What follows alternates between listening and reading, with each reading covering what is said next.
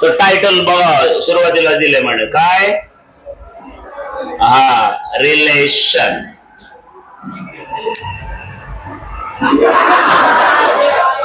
आता काय टायमिंग लिहिलं नाही सगळं रिलेशन. चुकलं काहीतरी माझ्या डोक्यात डॉन होता डॉन. ओके ते जास्त येईल ना तिकडे जात. रिलेशन बिटवीन काय रे, हा सरफेस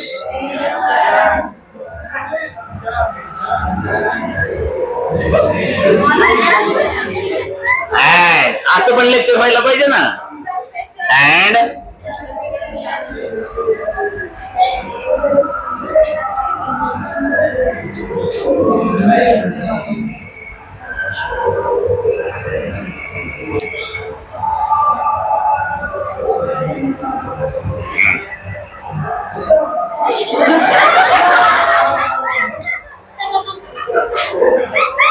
येणार आहे मी तुझ्याकडे. आणि गाणंही चालू आहे ही, पण मी तुझा हेच करतो म्हणा. ओके तर आता एक सुंदर सुंदर सुंदर सुंदर कॉन्सेप्ट ही आणि ही, याच्यात काय रिलेशन असेल. आणि हो 20 मिनिटासाठी कुणी किती डिस्टर्ब करू, तिथं जर तुम्ही डिस्टर्ब झालात तर मग आजचा 1.5 तास व्यर्थ गेला. मग तुम्ही घरी बसलेलं परवडलं असतं. कदाचित बाळांनो तुम्ही घरी तर बसला असतात, हे घरी नसते बसले, हे तिथं असते. मग मी त्यासाठीच म्हणतोय 20 मिनिटं मला वेळ द्या, लगेच सोडतो, जावा ना पुन्हा तिकडं. 20 मिनिटात लगेच पळायचं तिकडं, पण कमीत कमी ते 20 मिनिटं तरी प्रामाणिकपणे लक्ष द्याल ना. तर आता सगळ्यात अगोदर मला ती गोष्ट हवे. आता ते डीमार्ट मधून मी बऱ्याचदा आणली त्या मुलींमुळे, परिमुळे, सेमुळे. एवढी मोठी बॉटल असते, त्या साबणाचं कशाचं पाणी असतं, ते काढलं आणि फुंकार मारली की काय तयार होतात, फुगे तयार होतात ना. मग साबणाच्या पाण्याचे कधी फुगे बनवलेत का? मग आता मला सांगा, आपल्याकडे ते परफेक्ट नाही, फक्त साबणाचं पाणी केलं, त्यापासून फुगे बनवायचे म्हटलं तर कसे कसे बनवतात? पेन घेणार, आणखी काय घेणार, स्ट्रॉ घेणार, आणखी काय घेणार. हा व्हेरी गुड, मला पाहिजे ते हिने सांगितलं. ती म्हणजे एक तार घ्यायची, त्या तारला पुढच्या बाजूला थोडस गोल करायचं, बरोबर आहे ना. मग आता पूर्वी तार पण मिळायची नाही, मग काय करायचं माहिती आहे तुम्हाला, गवताची गाडी. आणि आम्ही लहानपणी वापरली ती लिंबाची नसते का पुढची गाडी, ते एकदम एकदम फ्लेक्झिबल असतं ते. मग ती काडी घ्यायची, त्याला पुढच्या बाजूला असं गोल करायचं, बरोबर आहे की नाही. म्हणजे बेसिकली आम्ही एक फ्रेम बनवायचो. काय बनवायचो? फ्रेम बनवायचं सगळ्या बाजूने. मग ते सर्क्युलर असेल, स्क्वेअर असेल, मॅटर करत नाही. आणि ती फ्रेम त्याच्यात बुडवायची. मग आता सेम आपल्याला असंच काम करायचं. तर आपल्याकडे काय असणार आहे, तर एक बकेट भरून, बादली भरून, काय भरून घ्यायचं ते घ्या. त्यात कशाचं पाणी असेल? साबणाचं पाणी. आपल्याला काय बनवायचे? भारी असते ना फिजिक्स. आज काय बनवायचे? बट तुम्हाला कळायला पाहिजे, तुम्ही लहानपणी कसलं खेळत होता ना 4थी 5वी पर्यंत. आज 12वीला आल्यानंतर मी तुम्हाला काय शिकवायलो, बरोबर आहे की नाही. आपल्याकडे जर समजा फिजिक्सचं लेक्चर 3 तासाचं असतं, तर मी 1 तास त्या फुगातच घालवला असता, चला फुगे खेळत बसा म्हणून. पण तुम्हीच वेळ कमी देता, मी काय करणार आहे.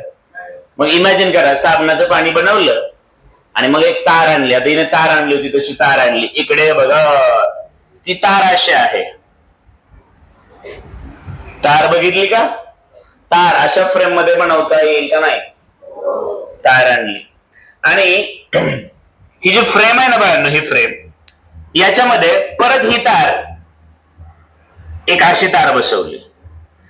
आता मजा काय बघाय, मी याला म्हटलं ए, बी, सी आणि डी म्हटलं. पण सी आणि डी ही अशी तार आहे बाळांनो की ती मूव्ह होऊ शकते, पुढं मागं होऊ शकते. आता पुढं मागं होण्यासाठी तुम्ही त्याला जर असं गोल करून त्याच्यात अडकवलं तर इकडे इकडे सारखं येईल का नाही तार? इमॅजिन होतं ना.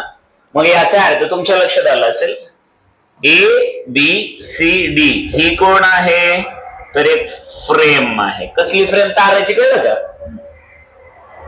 मग आता मला सांगा बाळांनो, मी तसं पकडलं की खूप छोटे बरं का, तुम्हाला दिसण्यासाठी मोठी दाखवली, अशी धरली आणि त्या साबणाच्या पाण्यात मी बुडवली. आणि वर अशी घेतली काढली तर काय होईल बघा, ती फ्रेम आंघोळ करेल ना रे, काय उत्तराला 5 मिनिटं लागतं, काय करेल? हा, तर ते लिक्विड या सगळ्या फ्रेमला अडकून बसेल ना. म्हणजेच ते साबणाचं लिक्विड समजा आपण असं धरलं तर हे असं असं असं असं सगळं पॅक होईल ना. अरे बरोबर आहे का नाही? मग या ABCD या फ्रेम मध्ये त्याची एक लेअर बसेल ना. अरे कळलं का नाही? एक लेअर तयार होईल. मग जर आपण त्याला वर गेलं असं आणि जोरात जोरात म्हणजे बऱ्यापैकी जोरात म्हणलं, जास्त जोरात नको, जर त्याला आपण फुंकर मारली त्याला फुगलं आपण तर तिथं तुम्हाला माहित आहे तो सरफेस पलीकडे दाबला जाईल ना. मग हळूहळू हळूहळू तो याच्यापासून सटकतो आणि नंतर एक मोठा गोल होतो. बरोबर आहे? असेच गोळे बाहेर पडतात ना. मग आता आपण काय करतोय की या फ्रेम मध्ये हे लिक्विड आले. आता तुम्ही मला सांगा की याच्या पुढच्या बाजूला एअरच आहे, पलीकडच्या बाजूला एअरच, म्हणजे याचा अर्थ हा येलो कलर जो आहे तो एक सरफेस म्हणून काम करेल ना रे. बरोबर आहे ना? त्याच्या दोन्ही बाजूला एअरच आहे म्हणजे तो स्वतः कोण असेल? एक सरफेस असेल. मग सरफेसचं काय काम आहे? स्वतःचा एरिया वाढवायचा असतो का कमी करायचा असतो? जोरात प्रत्येक प्रश्नाचं उत्तर समजून देणं म्हणजे एज्युकेशन असतं. मग या फ्रेमचा एरिया वाढवायचा आहे का? हे तरी बॉर्डर आहे, आता एरिया वाढवायचा नाही कोणाच्या हातात? सीडीच्या हातात आहे ना. मग ही सीडी मुव्हेबल आहे. मग या सीडी या ताराला ही जी फ्रेम आहे किंवा हे जे लिक्विड आहे हे बाहेर ढकलेल का आतमध्ये ओढेल? जोरात आतमध्ये ओढणार. का ओढणार? कारण तुम्हाला माहित आहे due to surface that liquid will try to minimize its surface. त्या लिक्विडला स्वतःचा एरिया काय करायचा असेल? मग स्वतःचा एरिया कमी करण्यासाठी ही फ्रेम तो आतमध्ये ओढायचं बघेल ना. अरे बरोबर आहे का नाही? ओके, मग ही सिच्युएशन समजली बाळांनो. मग मी असं ठरवलं की मी म्हटलं लेट बघा length of CD is equal to L आहे म्हटलं. मीटर सेंटीमीटर काय पकडायचं ते पकडा, मीटर पकडा जनरली, ठीक आहे. याचा युनिट घ्या. मग याची लेंथ किती आहे? L आहे. याला ही आतमध्ये ओढायचं बघेल.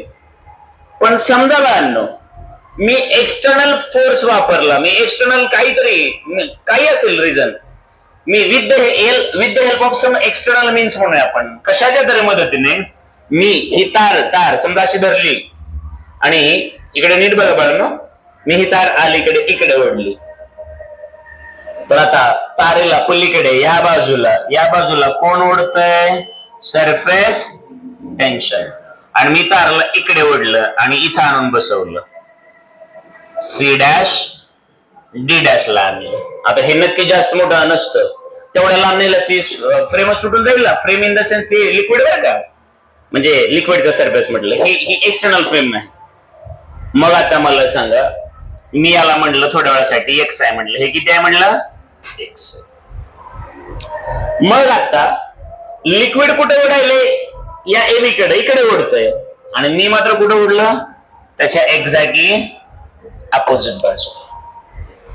मग ही CD नावाची जी तार आहे त्या ताराला लिक्विड ओढतं इकडं आणि मी त्याच्या अगेन्स्ट ओढलं. मग मला सांगा मी कोणाच्या अगेन्स्ट ओढलं? सरफेस टेन्शनच्या. मग मी ओढलं म्हणजे मी काय लावला? फोर्स लावल्यानंतर त्याचं काय झालं? डिस्प्लेसमेंट. मग फोर्स इंटू डिस्प्लेसमेंट काय असतं? वर्क. मग वर्क कशा स्टोअर होऊन बसतं? कसल्या प्रकारची एनर्जी? मग मी जे वर्क करणार आहे ते वर्क याच्यात काय म्हणून स्टोअर होऊन बसणार? बरोबर आहे का? बरं का स्टोअर होईल? Because I am trying to do some amount of work against the surface tension. बरोबर आहे का? या सरफेस टेन्शनच्या विरोधात मी वर्क केले. बरोबर आहे का? मग दगड मी वरती उचलला पण अर्थ काय करत होती? खाली ओढत होती. बरोबर आहे ना सगळ्या? कळालं का? मग जर हे सगळं आम्हाला समजत असेल तर तुम्हाला माहित आहे, मला माहित आहे की हे सगळं समजलेलं आपल्याला स्ट्रॉंग असं एका भाषेत मांडावं लागेल. आणि जगातली सगळ्यात स्ट्रॉंग भाषा कुठली आहे? मॅथ्स आहे. मग मॅथमॅटिक्सच्या भाषेत मांडावं लागेल ना. एकदम सिस्टमॅटिकली आता आपण चालू करूया. आतापर्यंत तुम्हाला कळलं की हे काय आहे, समजलंय का? आणि तुमच्या आमच्या भाषेमध्ये आजही आपण साबणाचं पाणी केलं तर काही लोक म्हणतात आम्ही पेन वापरतो किंवा आम्ही स्ट्रॉ वापरतो. पण पेन वापरला किंवा स्ट्रॉ वापरला तर त्याचा एरिया फिक्स आहे. आम्हाला फक्त याचा एरिया काय करायचं होतं, मूव्ह करता यावा म्हणून आम्ही अशी फ्रेम बनवली की ही तार कशी आहे आम्हाला पुढे मागे करता येते. एवढाच काय तो फरक आहे. लक्षात आलं का? आणि नसेल कळालं तर आपण आणखी काहीतरी दाखवू शकतो. समजा बाळांनो, याचीच फ्रेम केली आपण साधी सोपी. इथं अशी फ्रेम दाखवली. ही समजा हे ए बी आहे, याला असं वाकडे केलं, मी याच्या पुढे असं हा पेन पकडला असा आणि तो पुढे मागे करता आला. सेम ती सिच्युएशन. लक्षात आलं का? मग आता माझ्या डोक्यात एकच आहे की मला अगोदर शोधायचं आहे सरफेस. जोरात सरफेस चालते का? मग रिव्हर्स इंजिनिअरिंग करूया आता आपण. रिव्हर्स म्हणजे रिव्हर्स एकदा करायला ना खूप सोपं जाते. ते काय लोडच घ्यायची गरज नाही. आता बघा, चला चला चला, शांत डोक्याने बघायचं की आपण नेमकं काय करणार आहोत. आणि जास्त काय डोकं वापरायचं नाही. जेवढं आपल्याला शिकवलं ना तेच हे ह्याच्यावर अवलंबून ते त्याच्यावर ते निवांत करायचं. असं लय अवघड लय काय कस काय नाही. एकदम स्ट्रेट फॉरवर्ड कॉन्सेप्ट आहे. क्लिअर होतं लगेच. बघा मला सांगा, सिन्स मला सांगा, एनर्जी जी असते, एनर्जी ही एनर्जी कशात मूव्ह होऊ शकते? एनर्जीचा उपयोग कशासाठी होतो? वर्क साठी. Very good. किंवा वर्क कशात होतं? Very good. काठी वाटी एक शिकूया. मग मला सांगा, since work W is equal to, very good, force into. आता मला विचारायचंय साधं साधं सोपं सोपं की इथं 1 नंबर घ्या किंवा इथं 2 नंबर घ्या. हे जे काय आहे हे 8वी किंवा 9वीला झालेलं असतं का? हे 12वीला मी शिकवतो? जोरात बोला फक्त. हे मी शिकवणार आहे का तुम्हाला? कितवीला झालं? बरोबर आहे ना? आणि एवढं बेसिक येत नसेल तर मग मी ऑन कॅमेरा म्हणतो सॉरी, तुम्हाला मार्ग बदलावे लागतील. कारण डायरेक्ट 12वीचा टीचर काही शिकू शकत नाही. हे सगळ्या जगासमोर क्लिअरली बोलतोय. उगाच शिक्षणाची वाट लावू नका.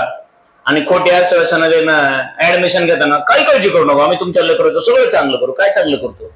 त्याला वाचता नाही ती ना. स्वतःच नाव लिहिताना येईल लिहित नाहीत लोक. बरोबर आहे की नाही? बघितलं ना आपण. आणि पुन्हा म्हणून चुकून राहिलं. मी असं म्हणलं माझं नाव आहे मनोज.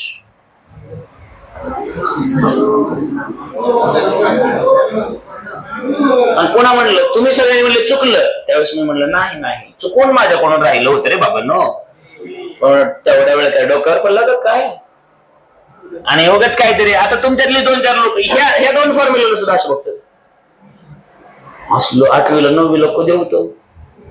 मुळात ते हे विचारत करत नाहीत की असलं 8वीला 9वीला कधी होतं. हा विचारच येत नाही त्यांच्या डोक्यात. त्यांच्या डोक्यात हे विचारत आपण 8वी 9वीला होतो का, हा विचार येतो त्यांच्या डोक्यात. कारण शॉर्टकट नाही आलेत ना. मग आता मला सांगा, इथपर्यंत आलं की आता आमच्या डोक्यात एक आहे की आम्हाला काढायचं आहे अगोदर, पुन्हा काढायचंय. आणि डिस्प्लेसमेंट इथं किती दाखवलं मी? एक्स. बरोबर आहे का? किती दाखवलं? मग आता सिन्स मला काय पाहिजे? माझ्या मला सांगा, फोर्स कुठून मिळेल? मला गेस करा बरं, फोर्स कुठून मिळेल? हा, फोर्स सरफेस टेन्शन मध्ये सापडतो ना. Since surface tension T is equal to force per unit. असंच असतं ना? अरे जोरात रे. हा झाला आमच्यासाठी जनरल फॉर्म्युला. कसला? मग याला या सिच्युएशन साठी वापरावं लागेल ना. आम्हाला सांगा, कुठेही गेलात तर पाय r² नाही, रेडियस नुसार ठेवून बदलावं लागेल ना. मग आता इथं काही लोक म्हणतील की हा जो 3 नंबरचा फॉर्म्युला आहे ना, ऍज इट इज वापरता येत का? ऍज इट इज वापरता येत नाही. सांगतो तुम्हाला. मला सांगा बाळांनो, की जर मी या केसमध्ये हे काय घेतलं सगळ्या गावाला माहिती असेल, आणि याच्यात ठेवलं पाणी, ठेवलं तर ही लेअर याच्या वरती एअर आहे ना रे बाळांनो. मग पाण्याच्या एकाच बाजूला एअर आहे, दुसऱ्या बाजूला कोण आहे, पाणीच आहे. म्हणून आम्ही असं केलं होतं फोर्स पर युनिट लेंथ, कारण एकच सरफेस आमचा एक्सपोज होत होता. एक्सपोज होणं म्हणजे एक्सपोजचा अर्थ करतो ना, एक्सपोज होणं म्हणजे ओपन होणे, उघडे होणे, बरोबर आहे की नाही. याचा अर्थ समजा आपण उन्हात जात असताना मी टी शर्ट वर आहे म्हणजे इथून पुढचा हात एक्सपोज आहे ना, बरोबर आहे की नाही. मी उन्हात गेलो तर हे सगळं एक्सपोज असतं, हे पण असतं, टक्कल असल्यामुळे सगळं एक्सपोज असतं, बरोबर आहे. पण मी समजा मी उन्हात गेलो आणि आमच्या सोबत कोण साक्षी आणि ज्ञानेश्वरी आल्या, साक्षी आणि ज्ञानेश्वरी म्हणलं तुम्ही मला सांगा एक्सपोज काय होणार आहे फक्त, आणि त्याच्यात पण चष्मा घातला की विशेष म्हटलं, एक्सपोजचा अर्थ करतो. आता मुद्दा असा आहे की इथं वरच्या बाजूला फक्त एअर आहे म्हणजे एक सरफेस एक्सपोज होतो, एक वरचा. खालच्या बाजूला कोण आहे, पाणी आहे ना. मग दोन सरफेस एक्सपोज होतात का, एक होतो. पण इथं मला सांगा, इथं ही ती फ्रेम आहे त्या लिक्विडची. समजा या बाजूला पण काय आहे आणि याही बाजूला कोण आहे, मग दोन्ही बाजूला एअर आहे म्हणजे सरफेस टेन्शन एका बाजूला होणार का दोन्ही बाजूला, एका का दोन्ही बाजूला. मग आता मला सांगा इकडं या बाजूला ही लेंथ एल घेतली, या बाजूची लेंथ ही एल घेतली, तर या बाजूची लेंथ सुद्धा किती आहे. मग मला सांगा देअरफॉर, किंवा आपण असं म्हणूया फ्रॉम दी डायग्राम म्हणूया, कारण डायग्राम किंवा कॉन्सेप्ट आमची तशी आहे. Surface tension T is equal to force per unit length होईल का, दोन्ही बाजूला सरफेस असल्यामुळे 2L होणार.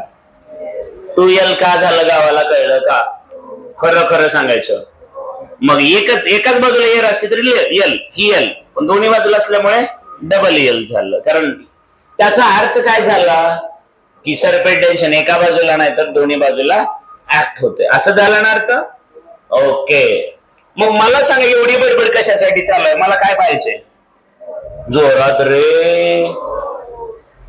अशाने काहीच भेटायचं नाही, जीवच स्वतःवा लागेल प्रत्येक क्षेत्रामध्ये. परवाची मॅच बघितली का, कालची मॅच बघितली, बटलरची बॅटिंग बघितली, बटलरची कोणी बघितली. खरं इमानदारीने सांगायचं, बटलर मॅच काढेल असं वाटलं किंवा ते जिंकतील असं वाटलं होतं का तुम्हाला. पण शेवटच्या क्षणापर्यंत तुम्ही त्याची बॅटिंग बघितली का, किती शांत. त्या आपल्याला वाटत नव्हतं तो जिंकेल, पण त्याला वाटत होतं वाटतं बहुतेक की तो काढेल. इतका तो व्यवस्थित खेळला, किती त्याचं कॉन्सन्ट्रेशन, किती काय सेंचुरी केली तरी साहेबांनी सेलिब्रेट सुद्धा केली नाही. कारण मॅच जिंकायची होती त्याला, जीवच ओतावा लागेल. असं इथं काहीच मिळत नाही जगामध्ये. उगाच काहीतरी इकडे एक सरफेस आहे, इकडे दुसरा सरफेस आहे, इकडे ही पॅरलल लेंथ आणि इकडची पॅरलल लेंथ म्हणजे एल प्लस एल 2L म्हणावं लागेल ना. मग आम्हाला हे नकोच आहे, आम्हाला हवंय therefore force F is equal to surface tension into 2L, बरोबर आहे का. मग आम्ही एवढा वेळ काय शोधत होतो, फोर्स मिळाला का, जोरात रे. काठी वाटी एकामध्ये 4 जाऊन बसेल का, हा 9वीचा फॉर्म्युला, पण त्याच्यामध्ये हे 12वीचं जाऊन बसेल ना का. असलं फिजिक्स असतं. काल एकाच ठिकाणी 4-5 ठिकाणी एकच गोष्ट सांगितली होती ना, कोणाच्या अगेन्स्ट वर्क केलं की काय होतं ते. मग ग्रॅव्हिटेशन असो, इलेक्ट्रोस्टॅटिक्स असो, मॅग्नेटिक फील्ड असो, मेकॅनिक्स असो, सगळीकडे सेमच ना. तसं फिजिक्स असतं. मग इथपर्यंत आलं, चला एक झालं. आता तुम्ही मला सांगा since work W is equal to, तुम्हाला माहित आहे ना रे, फोर्स इंटू. मग आता याच्यामध्ये फोर्सच्या ठिकाणी किंमत ठेवली, surface tension T into 2L, हे कोण झालं, फोर्स इंटू डिस्प्लेसमेंट, किती ढकलायचंय त्याला पुढं, x. मग मी याला असं केलं तर चालेल का, T इंटू 2L इंटू जोरात. कळलं का. मग आता एवढं आम्ही काय केलेलं आहे, चालते. वर्क भेटलं, टेन्शन भेटलं, सगळं भेटलं. मग आता येऊया की परत टॉपिक कडे, त्याच्या सरफेस टेन्शन आणि सरफेस एनर्जी बघायची, चालतंय ना. मग थोड्या वेळासाठी आता इथं तर सरफेस टेन्शन क्लिअर दिसायले ना, मग आमच्या डोक्यात कोण पाहिजे, सरफेस, बरोबर आहे ना. मग मला तर सांगा, इकडे बघा, सिन्स सरफेस एनर्जीला आपण कशाने दाखवलं, समजा सिग्माने दाखवलं किंवा कशाने दाखवायचं ते दाखवा. Surface energy that is the ratio of work done in increasing the area divided by increase in area. वाढवण्यासाठी केलेलं वर्क डिवायडेड बाय किती एरिया वाढवला याचा रेशो. ही कॉन्सेप्ट आपण स्ट्रॉंग केलेली आहे. आणि मला असं वाटतं की आम्ही वर्क शोधून काढले ना. मला सांगा, therefore surface energy sigma is equal to work किती आहे रे बाबांनो, surface tension T into 2L into. मग आता एरिया वाढला किती नेमका. तर आता तुम्ही मला सांगा बरं, तुमच्यासाठी हा D'(C) हा रेक्टँगल आहे ना. एवढा असताना सुद्धा काय लोक असे बघतो.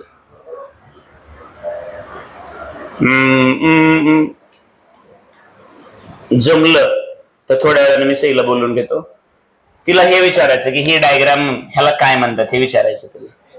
ती काय म्हणेल, रेक्टँगल म्हणून. बरोबर आहे. पुन्हा दुसरं कोणीतरी 5वीचं असेल त्याला बोलून घेतो, त्याला म्हणायचं याचा एरिया कसा शोधायचा रे. ते म्हणतं लेंथ इंटू. असंच बोलतं का जोरात. मग मला काय पाहिजे, वाढलेला एरिया पाहिजे ना. मग आता एरिया एवढी लेंथ वाढलीच नाही, म्हणजे एरिया किती वाढला, लेंथ इंटू. मग मला सांगा माझा एरिया किती होणार, L इंटू जोरात L इंटू एक्स ना. पण सरफेस टेन्शन एकाच बाजूला का दोन्ही बाजूला आहे. मग इकडे L इंटू एक्स तर दुसऱ्या बाजूला पण LX तेवढाच वाढला असेल ना. म्हणजे इन्क्रीजिंग एरिया किती झाला, जोरात. 2 का घ्यावं लागायलंय, समजायलंय का, नक्की समजते का. ओके. मग इन्क्रीज इन एरिया तुम्ही म्हणू शकाल सिन्स, इथं असं लिहिलं तर चालेल 2LX, आणि इथं म्हणाल since increase in area is 2 into L into. पण एका बाजूचा किती, LX लेंथ इंटू ब्रेडथ, दुसऱ्या बाजूचा पण तेवढाच. मग आता मला सांगा हे काय होईल रे सोडांनो. Therefore surface energy is numerically equal to surface. Numerically, conceptually दोन्ही गोष्टी वेगळ्या आहेत ना. सरफेस टेन्शन म्हणतं एका युनिट लेंथ वरती किती फोर्स टाकलाय, बरोबर आहे की नाही. बघा आता इथं हे एकत्र दिसलं, पण बेसिकली तुम्हाला माहितीये सरफेस टेन्शन याला तुम्ही T is equal to how much force divided by how much length मध्ये. तर सरफेस एनर्जी सिग्मा तुम्हाला माहित आहे किती वर्क करावं लागलं किती एरिया वाढवण्यासाठी, बरोबर आहे की नाही. मग कॉन्सेप्च्युअली दोन गोष्टी कशा आहेत, वेगवेगळ्या आहेत. पण मॅथमॅटिकली न्यूमरिकली इथं मात्र दोन्ही गोष्टी कशा दिसल्या तुम्हाला, सेम दिसल्या. लक्षात आलं आहे का. मग आता तुमच्या लक्षात आलं की याच्यावरून परत सरफेस टेन्शन किंवा सरफेस एनर्जीची आणखी डेफिनेशन, आणखी कॉन्सेप्ट वेगळी दाखवू शकतो. पण किमान इथपर्यंत लक्षात आलेलं आहे का. मग हे आलंय म्हटल्यानंतर एवढं हे पटकन एक 5 ते 10 मिनिटाच्या 5 मिनिटात हे तुमच्या नोटबुक मध्ये दिसायला पाहिजे. अरे चुप बसायचं, चुप. इथून जाताना ती गोष्ट गेटच्या बाहेर निघताना एक जण मी म्हणला नाही पाहिजे की surface tension is equal to surface energy. हा ती तेवढ्याच स्ट्रॉंगली समजली पाहिजे. रट्टा मारला आहे काय, दुसरे क्लास आहेत पाहिजे, क्लासचं नावाची जवळ आहे. आणि इकडे नीट लक्ष द्यायचं. सिन्स तुम्ही sigma is equal to T म्हणाल किंवा T इज इक्वल टू, म्हणजेच तुम्ही काय म्हटलात, surface tension is equal to surface. इथपर्यंत तुम्ही येऊन थांबलात, बरोबर आहे की नाही. मग आता मला सांगा पिंट्या म्हणजेच आणि चिंट्या म्हणजेच, बरोबर आहे की नाही. आणि ते पण कसं न्यूमरिकली याचा अर्थ होतो मॅथमॅटिकली सांगायला. कॉन्सेप्च्युअली दोन्ही गोष्टी वेगळ्या आहेत, सांगितलं ना तुम्हाला. मग बाळांनो मला सांगा सरफेस टेन्शन हे आम्ही सरफेस एनर्जीच्या भाषेत एक्सप्लेन करू शकतो किंवा सरफेस एनर्जी सरफेस टेन्शनच्या भाषेत एक्सप्लेन करू शकतो. कसं, तर मला सांगा. मी थोड्या वेळासाठी असं म्हटलं तर चालेल का. Surface tension can be defined as, कुठल्या भाषेत शिकवणार आहे मी, सरफेस एनर्जीच्या. तर असं म्हटलं तर चालेल का, surface tension can be defined as D work done. बरोबर आहे का रे? वर्क डन कशात शिकला होतात? मी काय करायला कळायला का? सरफेस टेन्शन कुणाच्या भाषेत सांगितलंय? सरफेस टेन्शन कुणाच्या भाषेत? Surface energy. सरफेस एनर्जी कशी सांगितली होती? Work done. वर्क डन पण कसं? पर युनिट एरिया असं म्हणलं तर चालेल का? मग मला सांगा किती वर्क केलं किती एरियामध्ये हे कोण होतं? तर सरफेस. पण आम्हाला तेच आता काय कळालंय? सरफेस टेन्शन आहे पण यासाठी एरिया किती असावा लागेल? Unit area. लक्षात आलंय का रे सोनांनो? नक्की कळालं का? किंवा तुम्ही लोक असं सांगू शकाल सरफेस एनर्जी म्हणजेच काय आहे? तर तुम्ही आता याच्या भाषेत बोलू शकाल surface energy can be defined as force per unit length. बरोबर आहे का रे बाबांनो? दोघं वेगवेगळ्या भाषेत सांगता येतील का तुम्हाला? नक्की कळतंय का? मग आता मला सांगा सरफेस टेन्शनचं युनिट होतं फोर्स डिवायडेड बाय एल. बरोबर आहे का? म्हणजे न्यूटन पर मीटर. मग याच भाषेमध्ये आता ह्याचंही तेच सांगता येईल ना? किंवा बघा सिग्मा म्हणजे होतं work done per unit area म्हणजेच वर्क जूल मध्ये एरिया मीटर. तर हेच युनिट याचंही सांगता येईल का? याच्या पुढे गेलो एक्सप्लेन करायचं म्हटलं तर मला सांगा sigma is equal to work. Work म्हणजे फोर्स इंटू डिस्प्लेसमेंट. एरियाला मी डिस्प्लेसमेंट डबल लिहिलं तर चालेल का? लेंथ इंटू ब्रेड्थ म्हणजे एरिया असतो ना. D cancel. Force divided by displacement म्हणजेच फोर्स डिवायडेड बाय डिस्प्लेसमेंट म्हणजेच एक प्रकारची लेंथ म्हणजेच हे कोण असतं? टेन्शन. सगळ्याच भाषेत न्यूमरिकली समजायले का? नक्की कळायले का? आम्हाला हाऊस नाही फार घाम निघेपर्यंत समजून तुम्हाला थांबवून ठेवायला. पण जोपर्यंत कारण तुम्हा सगळ्यांना माहित आहे की आज जे काही तुम्ही शिकणार आहात तुम्हाला उद्या याच्यावरती N number of competitive exams द्यायचे आहेत. That may be MSc CET, NEET, JEE mains, advance, BITS, NDA काय काय काय आयसर नाईसर ठिकाणी एक्झाम आहेत ना. आणि प्रत्येकाची मेंटॅलिटी वेगळी आहे. कोण कुठली एक्झाम देणार आहे? बोर्ड राहिला आणखी. बरोबर आहे की नाही? मग एवढ्या एक्झाम तुम्हाला द्यायच्या आणि सगळ्यात पहिल्यांदा तुमची मेंटॅलिटी एक पाहिजे. आजही तुम्हाला 12वीचं एक अनालिसिसच होत नाही. कुठलाच महाराष्ट्रातले लेकरू नीट करत नाही. त्याचे हेच डोक्यात येत नाही की बाबा समजा हा आहे सिलेबस XYZ कुठला तर आता हाच घेतला सरफेस टेन्शन नावाचा टॉपिक घेतला पूर्ण टॉपिक घेतला. आता तो एखाद्याला कळला एकदम चांगला कळला तर त्याच्या डोक्यात हेच नाही पाहिजे की मी तर केला एवढा छोटा टॉपिक पण परीक्षेत विचारतील का नाही विचारतील. अरे बाबा तुला परीक्षा किती आहेत? बरोबर आहे का? मग बोर्डात नाही विचारला सीईटीत येईल. बरं मेडिकलच्या सीईटीत नाही विचारला इंजिनिअरिंगच्या सीईटीत. बरं इंजिनिअरिंगच्या सीईटीत नाही विचारला JEE मेन्स कडे विचारतो बरं तिकडं नाही. ऍडव्हान्स कडे विचारतो बरं तिकडं नाही. नीट कडे विचारतील बरं तिकडं नाही. आयसर नाहीसर बेस काय काय काय ठिकाण कुठं तरी एका ठिकाणी येईल ना. कुठं तरी एका ठिकाणी येईल ना. म्हणजे हे आमच्या डोक्यात चुकून येत नाही की आम्हाला ते शिकावंच लागेल. ह्या नाही तर त्या त्या नाही तर त्या त्या नाही तर त्या कुठल्या तरी परीक्षेत विचारलं जाईल. ऑप्शनला ठेवायचा संबंध येतो का? आणि नाही समजलं तर तुमच्या लक्षात आलं असेल किती मोठा प्रॉब्लेम होतो. म्हणून तुम्हाला वारंवार ओरडून सांगावं लागतं बाबा समजून घेण्याशिवाय पर्यायच नाही. तो लक्षात येते का? कळते का सगळं? मग हे का करावं लागलं कळलं का तुम्हाला?